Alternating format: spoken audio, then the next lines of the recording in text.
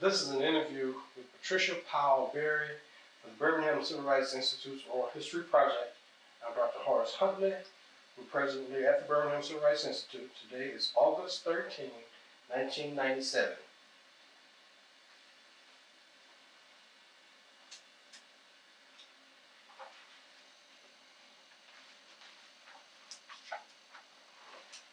Ms. Berry, I want to thank you for taking time out of your schedule to come and sit and talk with me today about Birmingham, growing up in Birmingham, and about the Civil Rights Movement. Welcome to the Institute. Glad to be here.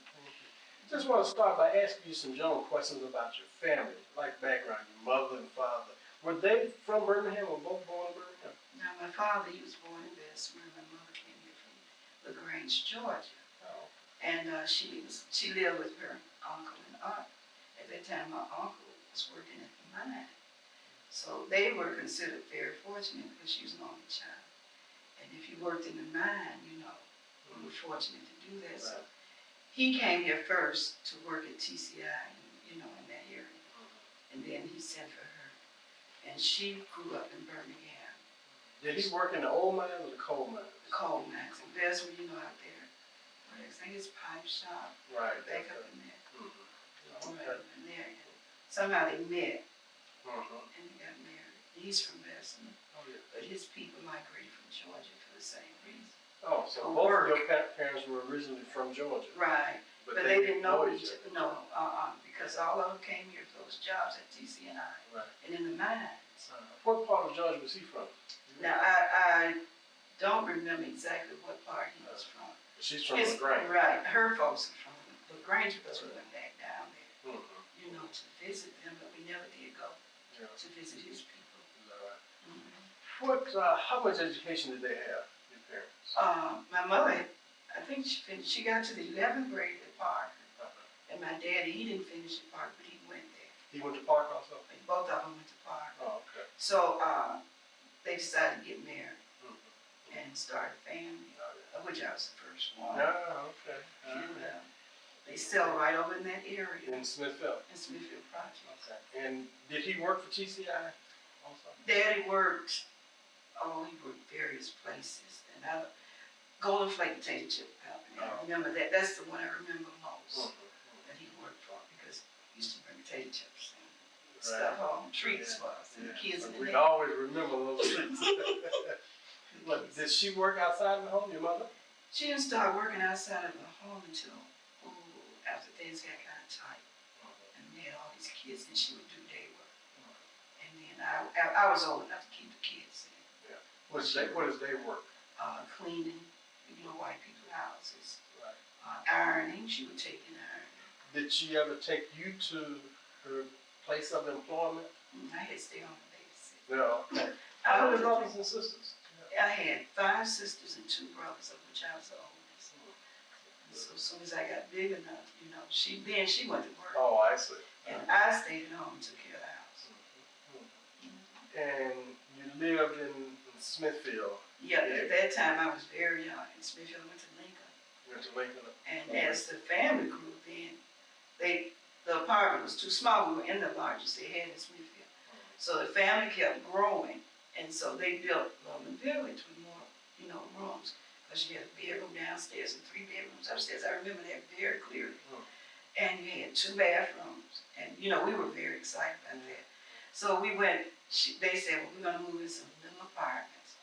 And only the families that were big had all these rooms. And the place was brand new. And we went over there and we just loved it. That must have been exciting. It was very exciting. We had more room than we could use. Yes. Yeah, I talked with several other people, and they talked about the move from Smithfield to Loveland Village. Right. And it was a step up. It was. It really was because you had, Smithfield was built years before. Right. Many years before we were born. Because you still had the coal bin, and you had the coal stove.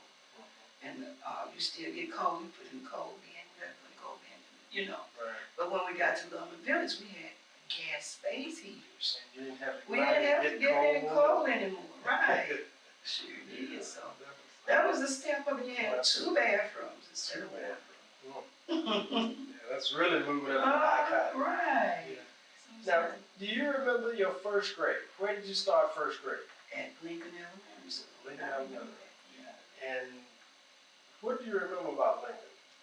I remember being in talent shows Mm. and being in plays. We used to have what we call a talent and variety show. And the teachers would make us costumes and we would be so excited, you know.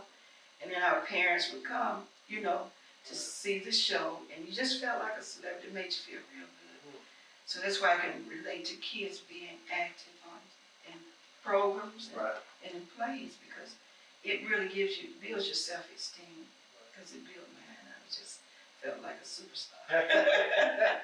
Especially when you're dressed up. Right, and I think we were little Dutch girls, and tulips and all that. I remember the teacher decorating the stage. And my mother made me the apron and starched it real stiff, and we had the little hats. And she made the little clogs, you know.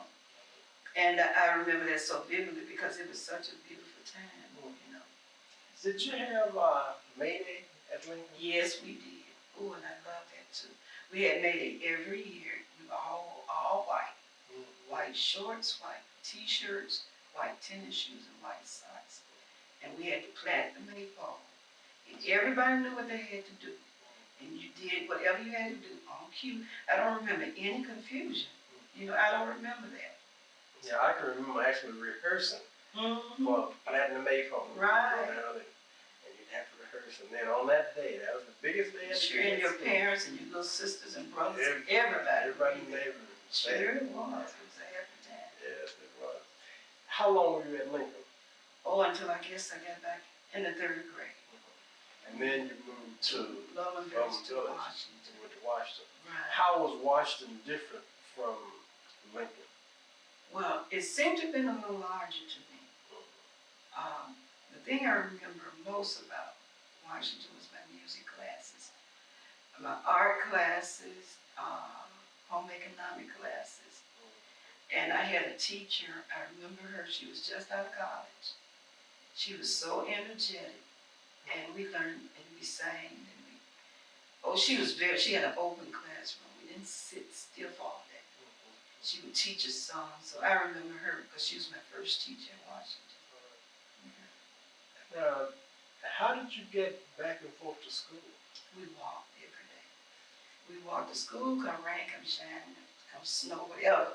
We walked, even if your shoes had a hole in it, you know, your mama cut some big cardboard out and put them in the bottom of your shoes, and you walked to school. You carried a lunch at that time.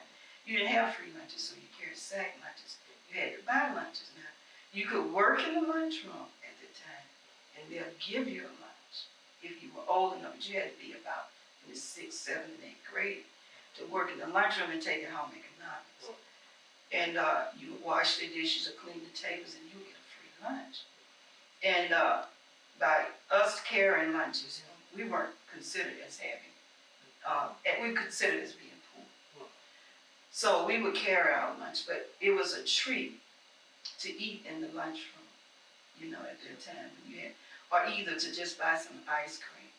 Now we'll stop at the store. Sometimes we have a nickel a dime, because when you go to the store for people, they'll give you a nickel a dime for running to the store for them. And you take that money and you can buy you some treats with it. You know, what I remember most about eating at Riley School, we didn't have a lunchroom now. No, we didn't have a lunchroom. But I remember we would have milk, and we want chocolate milk. Remember that chocolate milk? And chocolate milk would give out, they didn't bring enough, so that if you didn't get the chocolate, then you had to get the white milk. And we would race for the chocolate milk. And you talking about the milk when we were growing up. At lunchtime, they had fish. I don't know how the rumor got out that if you drink milk and eat and ice cream, you know, fish and ice cream, milk and fish, that you die. So when the children have fish for lunch, and then we'll wait outside and say, and they would have ice cream, then we'll tell them, when you had fish, you can't eat ice cream. And they would give that ice cream and milk away. And that's what we would get, milk and ice cream, because they were afraid that if they put it together, they would die. Now, where that originated from, I have no idea. I wonder to the day How did that ever happen, and how did it ever start? Well, it was out all over town because the same thing happened in our school. Fish and milk and fish and ice cream. And something else, eating watermelon and If you drink anything, eat watermelon as a kid. yeah, something Yes, like and some man drank some whiskey, I remember, that. and he ate some watermelon. He dropped dead on the front porch. And the watermelon had nothing to do with it. Yeah, that used to be a rumor, you know. Dropped dead. Now you left Washington and went to Oak. Went to right. What was that transition like from elementary to high It school? was beautiful. I remember graduating from Washington School. It was a very big to-do. You know, everybody had the same pattern dresses. My mother had made all of our clothes. You know, she'd get the material from Newberry's at that time, or either wherever they could get it for a little nothing, $3 for $1. And so after we graduated, we were looking forward to going to high school. And we had been very well prepared, so you weren't afraid of your education because you knew you were ready for that. So you became more independent. You we used to walk downtown from Titusville. You make your little change, you go buy mascara, you know, with the little brush. You buy eyebrow pencils and lipstick. And at that time, they sold you powder. And you had no makeup, you used powder. And the only color powder that they would sell black people was called nutmeg. Which means the only color that sell. That's the only color they would sell to black people. You couldn't just go ahead and You could not buy any other color. I don't care how light you were, how dark you were. Black people used nutmeg, powder, and you wore red fox stockings. You had no choice.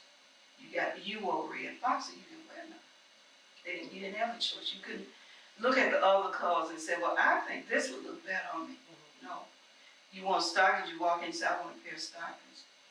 And they give you red fox. That's interesting. I've never heard that before. You didn't have a choice. Is that right? And I think the lipstick, I don't remember what color the lipstick was. But see, you asked for it, they wouldn't go through any changes to ask you what would you like. Because it didn't matter what you like. So whatever the salesperson wants you to have, that's what you get. And they would tell you that, and they were working in department stores, 5 and dime stores. So these white people at that time, they didn't have much more than you, but you know, this made them feel good to look down on you and to pull you down, and whatever means that they could lower you. That's what they did. And I understand that now. I didn't understand that then, but I understand that now. But we had no choices. We had none. Was Ullman, were you still as active at Ullman as you had been in your elementary school? Yes, because the first thing I did, I joined the choir. And we had variety shows that you had every year. They sold tickets. And we would practice for 2-3 weeks. And I would always get in the dances. You know, the first dance we were in, we had the little frilly skirts. Our parents made them. You know, it was no problem. They just made whatever you had to have. All the teacher do is tell them what you want. And they were proud because their child was on stage.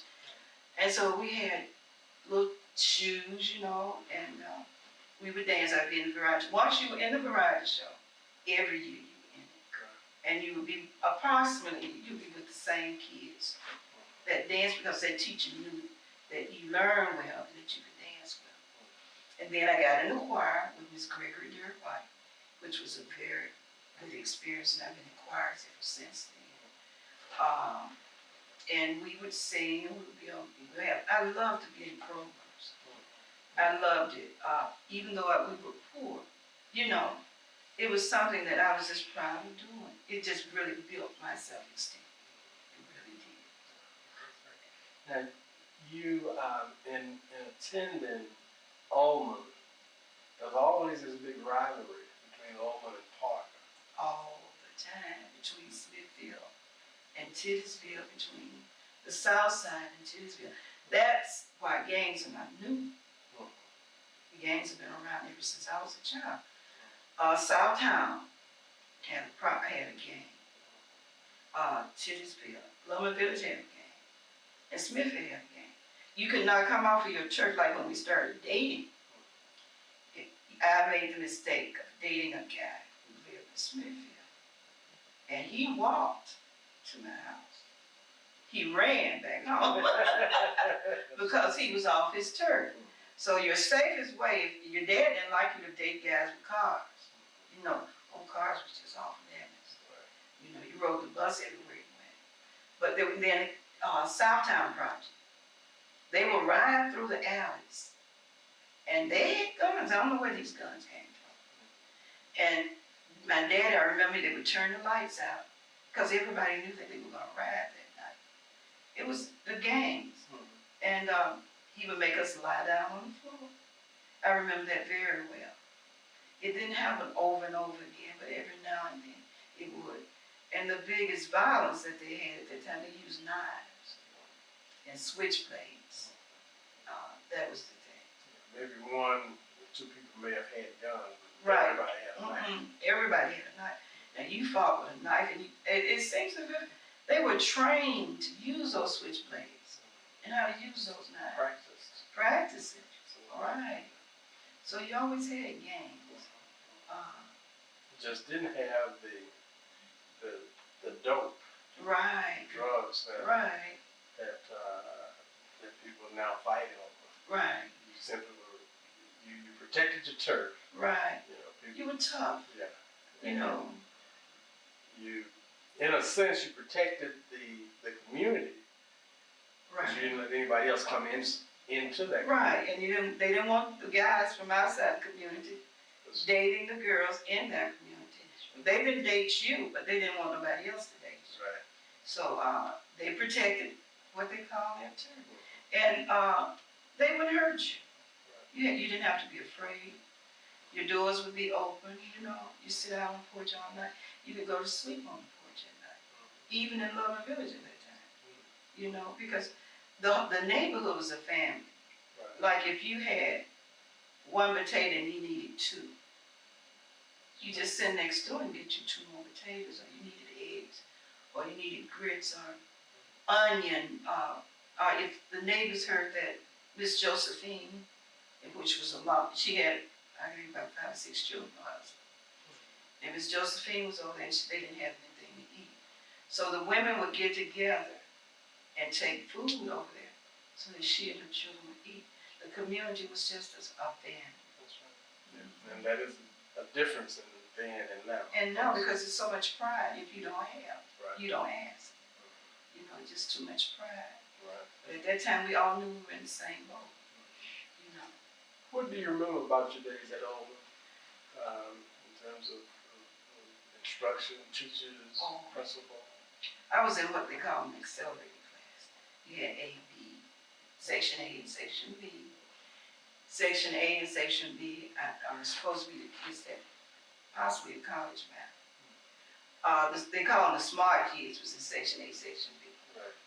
The average kids, now we took academics like biology and chemistry and geometry, you know, and the other kids were more into language arts, business, vocational studies, like they had beauty culture, they had art, they had sewing. We took those too, but they were more so in it than they were into the academics.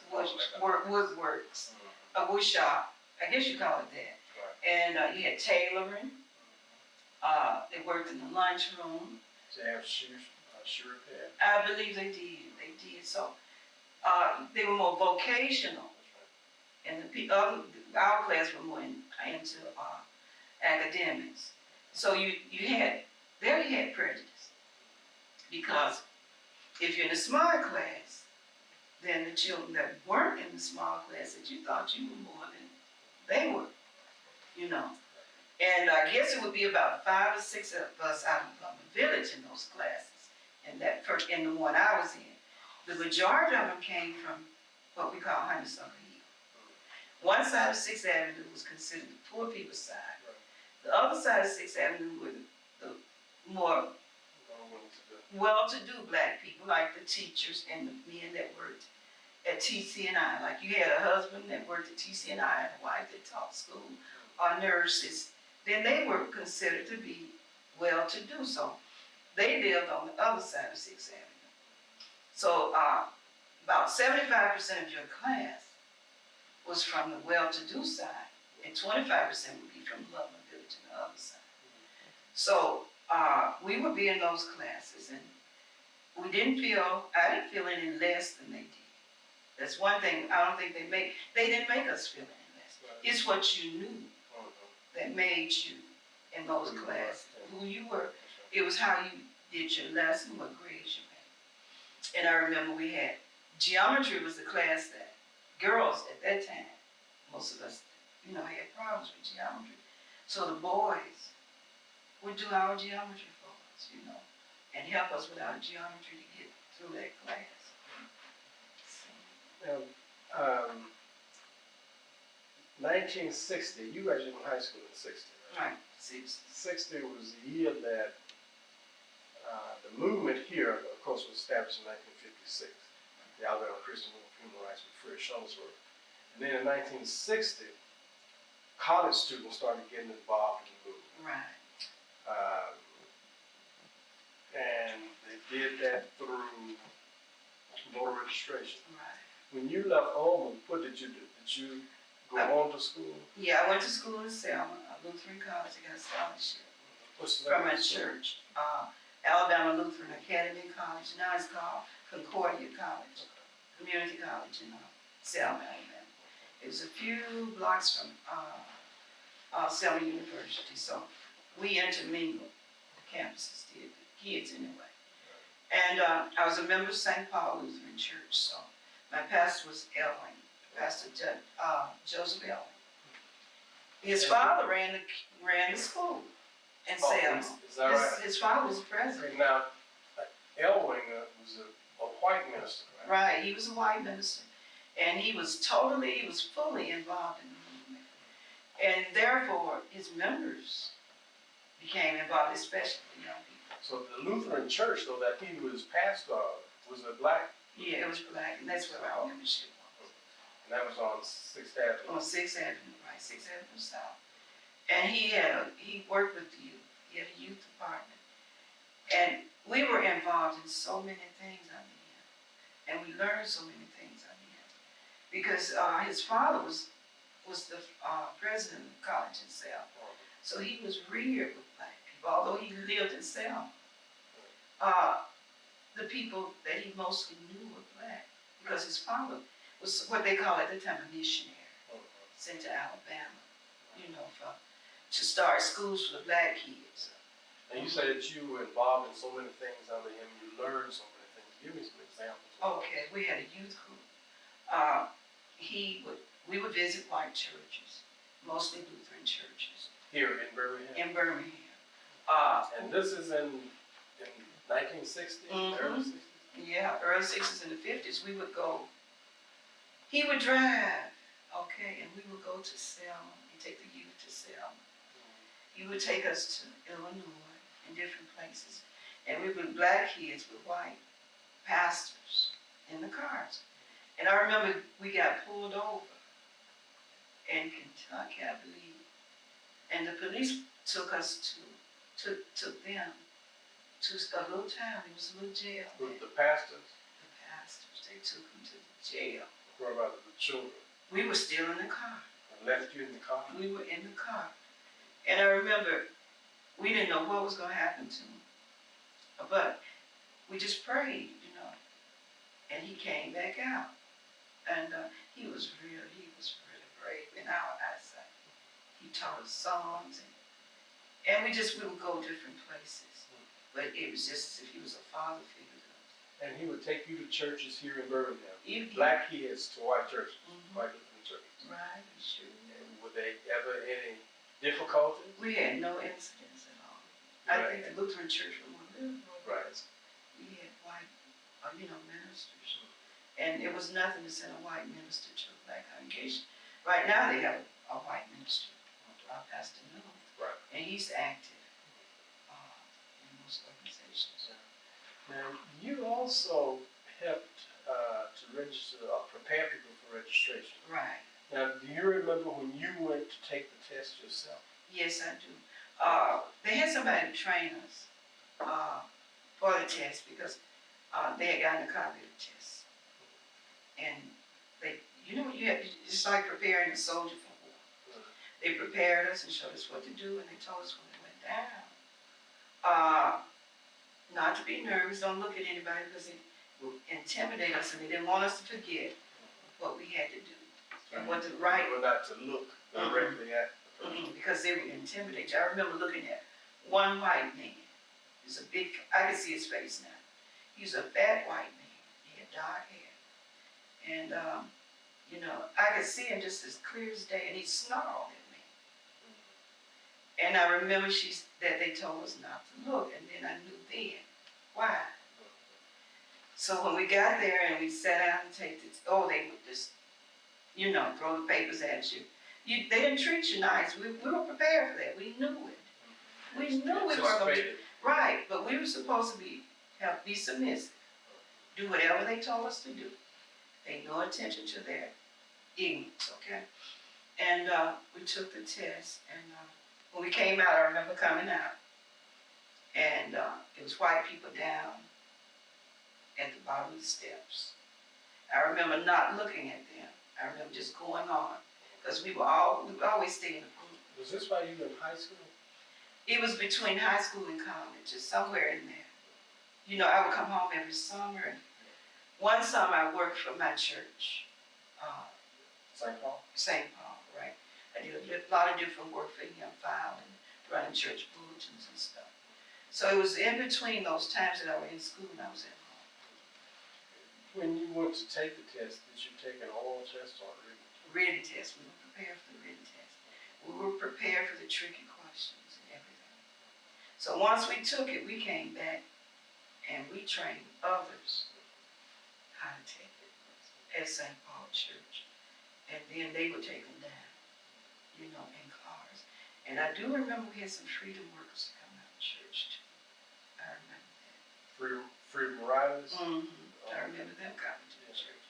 Yeah, because in '61, the Freedom Riders did come to Birmingham. Mm-hmm. I remember there was a lot of turmoil around that time, right?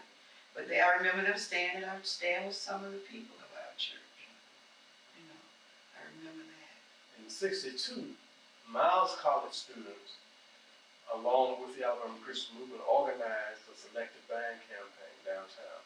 Mm-hmm. And they kept people from going into various stores. Right. Because what they were attempting to do, of course, was to get black people hired as clerks and in various capacities in the various stores, which there were none at the time. Right. And of course, then in '63 is when the demonstrations took place. Were you here then, or were you away in school? I was away in school. I was in Nebraska. I got a scholarship again from the Lutheran Church because my parents were poor. I knew I wanted an education. I knew I had to get it one way or the other. That was just in me. If I had to go in the military, I was going to get me an education. So I was a diligent worker in my church. And they sought scholarships for me. And I got scholarships from the white church. So how long were you then at Concordia? Right, in Seward, Nebraska. I was there 2.5 years.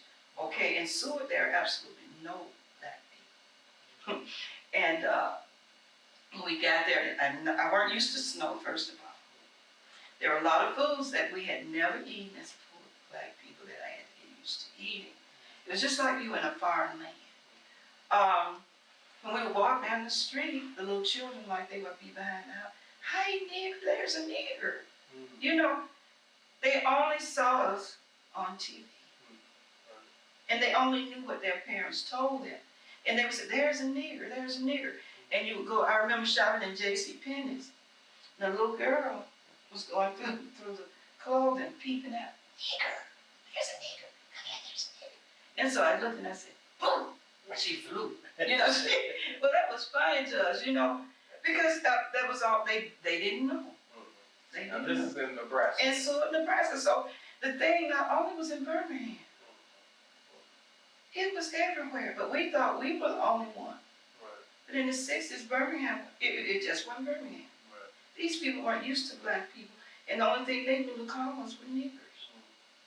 Well, in '63 now, you were in Stewart, Nebraska, and there's a lot of activity going on here in Birmingham. Right. How did that impact upon you, being from Birmingham and seeing? I'm assuming that you saw it on the news, Yes, everywhere, I in the did. newspapers, with people talking about it. My sisters, every one of them, that were old enough in high school, and my brothers, they were all involved. So that in turn involved me. They all went to jail. Some of them went to the fairgrounds to jail. I remember when I would come home at Christmas, he would tell me, fill me in on what was going on. And how my dad was afraid that if anybody found out, he was going to lose his job, because he had to feed us. But once they got to school and walked off, it was nothing he could do. You know, it was not, and then it was too many at that particular time. And all of your brothers and sisters. And every one of them that was able, they did, they participated. My brother, my oldest brother, he's dead. I remember he had an encounter with the dolls because he told me about it. And so all of us were involved. And Chris McNair was a member of our church also. And so when Denise got killed, I was in school. And I remember Denise because she went to our church sometime. And that was a hard thing for me to take. And being there on the campus with all these white people, because it was only 5 black people on the campus. Only 5. And you had about 4 Africans. And at that time, the Africans thought they were more than the black people. So they didn't associate with us. So we were the only blacks on the campus. And I had a hard time dealing, with it at that particular time. All of these people treated me nicely. It was just the idea. And I missed my people and I wanted to be at home. Did any of your friends there ever ask you about Birmingham? Any of your white friends? Did you ever talk about it? They act like they didn't, they never did. Is that right? They only said that they were sorry that things were the way they were. But they couldn't even begin to visualize. Yeah, they couldn't conceptualize. Mm-mm. The 5 blacks that were there on campus, were they all from Alabama? Yes, they were all female from Mobile. So there were no males on campus. No black men. The scholarships were given to the females. If you had males, they usually went to school, to the seminary to become pastors. And a few males became teachers, but they didn't go. They didn't get the scholarship. We got the scholarship. So it was black females. Well, what did you do after you finished in court? Well, I went to work. They guaranteed a job in Lutheran school. Did you come back to Birmingham? I came back to Birmingham. I went to work in the country. I think it was Calhoun, Alabama. As teacher? As a teacher in the Lutheran schools. See, these Lutheran schools were set up by white people to educate the blacks in the country, in the farming areas. And they were one-room schoolhouses at that time, which was new to me. So that was a history lesson for me. We had a big pot-belly stove. You had all the children in one room. They didn't come to school when they had to pick cotton, but they came later. In the meantime, the Lutheran church was building a brick school for them, in which I was supposed to go in and teach. So if it rained too hard and the road was muddy, you didn't go to school because we had a school bus. The bus could not go up into the school, so you didn't have school on those days. So I got in on a little of that history. How long were you there? A year. But when I got in there on that part of history, I thank God for that deed. Because then I saw how it was to teach in a one-room school with the little desk with the E-wells. The public school had those buildings like Washington School, but the Lutheran school was still in the one house. What did you do after that year? I came back and I got married. And I worked at Zion Lutheran School in Ambassador. And later I became the principal of Zion Lutheran School in Ambassador. The school began to grow. But and I began to raise my family. So Birmingham then has been an attraction to you. Did you ever consider not living in Birmingham or moving to other parts of the country? The only other part of the country I wanted to live in was Denver. I student taught in Denver. It was all white school. I was the only black then. So Denver was friendly to me. They didn't have many blacks. But at that time, they treated blacks differently than they treated blacks in Birmingham. They had a lot of Hispanics there. And the blacks that were in Denver seemed to be the blacks that were doing well. I saw very few blacks that, weren't doing well. Did you student teach in a Lutheran school? In a Lutheran school, all white. And for how long were you there? Oh, about 3 to 4 months. About 3 to 4 months. So that was your only consideration outside of Birmingham? Right, was that. And see, I even experienced integration there because we as a group, it was 5 black girls, and we went to white churches in Nebraska and sang, and they gave us money. Because when I think about it, these people didn't know what black people were. Even how, they hadn't even talked to black people. So we were really ambassadors in Nebraska, in that part of Nebraska. We went to Omaha where they had more blacks, and they had blacks in Lincoln. How far were you from Lincoln or Omaha in the big cities? Okay, so it was about 35, 40 minutes as far as from here to Tuscaloosa. So you were isolated then from really any black community. There was no black community. Right. Yeah. We were isolated.